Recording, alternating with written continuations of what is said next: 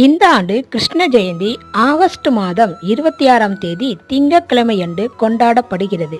எனவே இந்த நாளில் கிருஷ்ணரை நினைத்து விரதம் இருந்து வழிபட்டால் நினைத்த காரியம் நடக்கும் என்பது ஐதீகம்.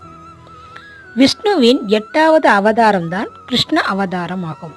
பகவான் கிருஷ்ணராக அவதரித்த தினத்தையே கிருஷ்ண ஜெயந்தி, கோகுலஷ்டமி, ஜென்மாஷ்டமி என்ற பெயரில் நாம் கொண்டாடுகிறோம்.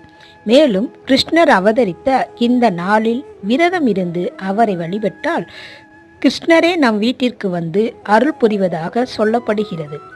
கிருஷ்ண ஜெயந்தி விரதம் இருக்க விரும்பும் பக்தர்கள் கிருஷ்ண ஜெயந்திக்கு முன்தினம் ஒருவேளை மட்டும் உணவை சாப்பிட்டு விரதத்தை ஆரம்பிக்க வேண்டும்.